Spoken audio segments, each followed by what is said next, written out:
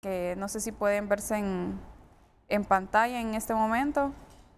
Ahí vemos cómo, por ejemplo, el observatorio que tiene el Centro de Derechos de Mujeres va desde el año 2013 al 2022 viendo cómo se da la escala de homicidios y las muertes violentas hacia las mujeres. Se incrementó, ¿verdad? Incrementó. Actualmente, en base a lo que se ha monitoreado la semana pasada, hay 71 femicidios. ¿En lo que va del año? En lo que va del año, hasta la fecha, hasta la semana pasada, de los que se han registrado, ¿verdad? Porque también tenemos femicidios que no se registran. Y aquí podemos ver la alza en comparación, como por ejemplo en el 2021 con el 2022. Ahí lo pueden ver, pasamos de 239 a 390. Esto también sería muy, por ejemplo, irresponsable decir de mi parte que no tiene conexión con lo que estamos pasando históricamente en Honduras. Tenemos un contexto, por ejemplo, de un nuevo gobierno con nuestra primera presidenta mujer y que durante los últimos años se sostuvo por así decirlo, un mismo régimen que le perteneció al Partido Nacional en los gobiernos anteriores, ¿verdad?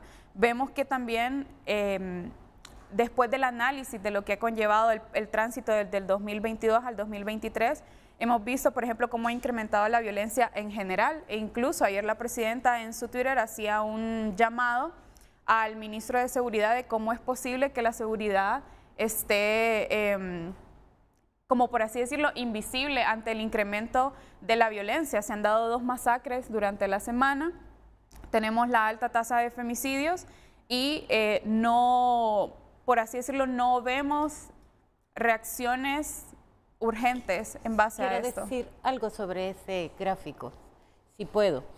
Si se fijan, toda la parte verde se refiere a los homicidios de hombres. Son un montón, pero como dije antes, en esos homicidios, la gran mayoría, el 99% o más, no tiene que ver con hechos perpetrados por nosotras las mujeres. A nosotras sí, en el 99% o más de los casos, quienes tienen esas conductas femicidas son los hombres. Vemos que se implementaron, si vemos de 2012 como teníamos muchas muertes violentas, fue bajando por políticas de seguridad que implementaron, pero esas políticas de seguridad no tuvieron ningún efecto, ningún impacto en la muerte violenta de mujeres. Lo vemos en la franja de abajo, en la franja naranja, donde prácticamente se ha mantenido igual. Y en el último año efectivamente ha incrementado. También tenemos, por ejemplo, cómo clasifican ante estos casos de violencia. La mayoría, según lo clasifica el Ministerio Público, como homicidio. Solo el 4% es clasificado como femicidio, 5% como asesinato y 2% como parricidio. También tiene que ver, por ejemplo, lo que mencionaba la abogada, de que la perspectiva de género que puedan llevar los fiscales que llevan los casos dentro de esa clasificación. Por eso es en base a las cifras del Ministerio Público. En caso de las víctimas según la edad, vemos que la mayoría son entre la edad de 20 a 29 años, pero comienza desde los 0 años hasta los 99, el 81% también vemos de que es sin identificar, porque el tener el acceso o el acercamiento a la víctima que fue asesinada, quizás no hay rasgos que la identifican, ¿verdad? Esta muerte puede ser muy violenta, quizás en casos como que le disfiguran la cara o diferentes múltiples circunstancias.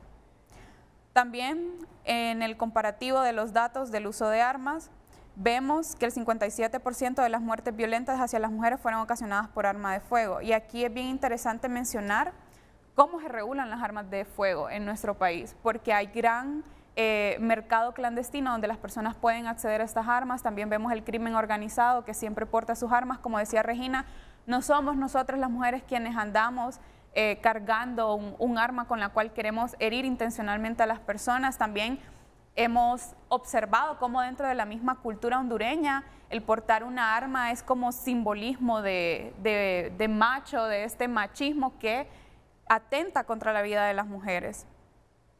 Y más adelante podemos ver también en esta gráfica que el lugar de los hechos se da, por ejemplo, en lugares sin describir, la mayoría, el 56%. Luego tenemos los espacios públicos y centros de asistencia pública y el hogar.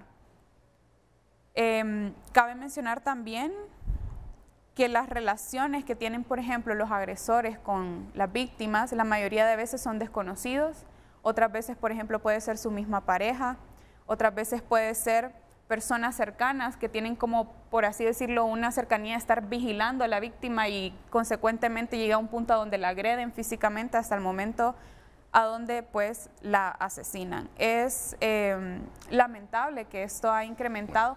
Creo que también otro factor que se debería analizar, por ejemplo, y creo que incluso Regina puede decir bastante al respecto, es que cuando se dio el estado de excepción el año pasado, alrededor de noviembre, diciembre, la violencia incrementó en general y como resultado también la violencia hacia las mujeres se multiplicó aún más. Muy bien.